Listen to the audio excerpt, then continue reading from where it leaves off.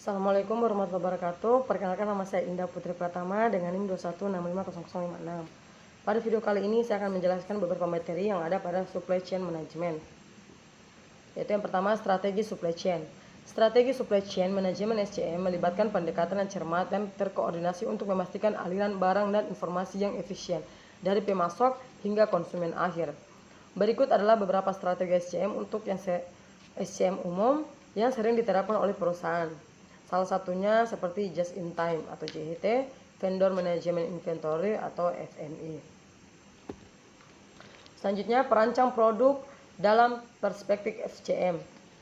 Perancangan produk baru dalam perspektif SCM atau supply chain management melibatkan strategi yang memastikan bahwa produk yang dirancang dapat diproduksi, didistribusi, dan dikirim secara efisien ke pasar. Berikut adalah langkah-langkah dan faktor-faktor yang perlu dipertimbangkan dalam merancang produk baru dengan fokus pada SCM, yaitu ada keterlibatan, pemilihan material, desain sumber manufaktur, ketersediaan sumber daya, manajemen persediaan, logistik dan distribusi, ketersediaan teknologi, berfokus pada keberlanjutan, memantau dan analisis kinerja.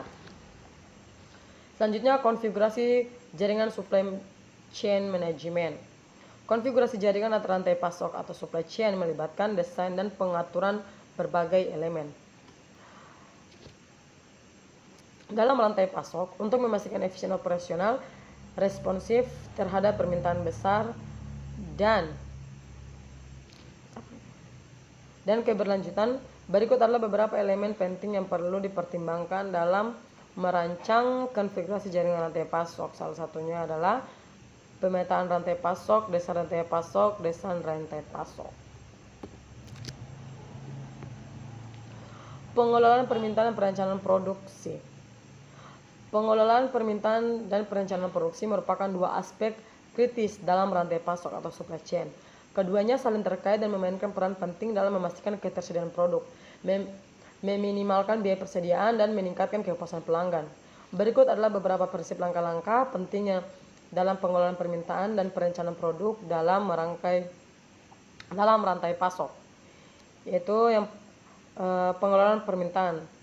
Terdapat memahami permintaan, kolaborasi dengan pelanggan, pertimbangan kolaborasi melalui sistem informasi bersama, manajemen kampanye dan promosi, sistem peringatan dini, fleksibel dalam ketersediaan. Perencanaan produksi, memahami kapasitas produksi, pemilihan modal produk, koordinasi dengan pemasok dan distributor, kontrol persediaan dan persediaan darurat. Pengelolaan persediaan supply chain. Pengelolaan persediaan dalam rantai pasok atau supply chain merupakan aspek kunci untuk menjaga kelancaran operasional, meningkatkan efisien dan meminimalkan biaya. Berikut adalah beberapa strategi dan praktik dalam mengelola persediaan pada rantai pasok. Teman-teman bisa lihat pada PPT yang saya buat ini. Selanjutnya, manajemen pengadaan. Manajemen pengadaan atau procurement management adalah proses perencanaan, pengadaan, pengelolaan, dan kontrol sumber daya dan layanan yang diperlukan untuk memenuhi kebutuhan suatu organisasi. Berikut adalah beberapa aspek penting dalam manajemen pengadaan. Jadi teman-teman bisa lihat di PPT ini ada perencanaan pengadaan, seleksi dan evaluasi pemasok, proses tender, negosiasi kontrak, manajemen risiko, pemantauan kinerja pemasok, manajemen persediaan. Selanjutnya, manajemen transportasi dan distribusi. Manajemen transportasi dan distribusi ini merupakan elemen kunci dalam rantai pasok yang bertujuan untuk memastikan barang dan jasa dapat dipindahkan dari produsen ke konsumen dengan efisien dan efektif. Berikut adalah beberapa aspek penting dari manajemen transportasi dan distribusi.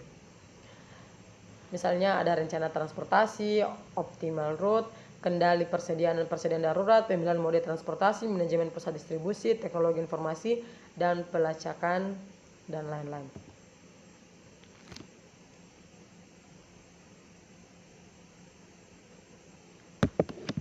Selanjutnya ada distorsi informasi dan bullwhip effect. Distorsi informasi dan bullwhip effect ini atau efek cambuk adalah dua fenomena yang terkait dengan rantai pasok atau supply chain dalam satu bisnis atau industri. Keduanya dapat memiliki dampak negatif pada efisien dan kinerja keseluruhan rantai pasok. Di sini teman-teman bisa lihat dari distrik informasi. terjadi ketika informasi tentang permintaan produk tidak tepat atau tidak akurat saat dikomunikasikan melalui berbagai tingkat rantai pasokan. Bullwhip effect adalah fenomena di mana fluktuasi kecil dalam permintaan pelanggan dapat diperbesar saat bergerak ke atas rantai pasok. Selanjutnya, pengukuran kinerja supply chain. Pengukuran kinerja supply chain adalah proses penilaian dan pemantauan sejauh mana rantai pasokan atau supply chain sesuatu organisasi berhasil mencapai tujuannya. Berikut adalah beberapa pengukuran kinerja yang umum digunakan dalam supply chain management. Teman-teman bisa lihat sini ada lead time, refill time, presentasi ketersediaan produk, biaya persediaan, akurasi persediaan, waktu siklus rantai pasokan, dan lain-lain. Selanjutnya, teknologi informasi dalam manajemen atau rantai pasok. Teknologi informasi TI ini memainkan peran kunci dalam memodernisasi dan meningkatkan efisiensi manajemen rantai pasok atau SCM. Berikut adalah beberapa teknologi informasi yang umum digunakan dalam manajemen rantai pasok. Teman-teman bisa lihat pada PPT yang saya buat ini. Selanjutnya ada mengelola rantai pasok global. Mengelola rantai pasok global melibatkan koordinasi dan pengelolaan aktivitas pengadaan, produksi, distribusi, dan logistik yang terjadi di seluruh dunia. Berikut adalah beberapa strategi dan prinsip penting dalam mengelola rantai pasok global, yaitu pemahaman risiko dan ketidakpastian, kolaborasi dan komunikasi yang efektif, fasilitas dan transparansi, fleksibilitas dan responsivitas, dan lain-lain.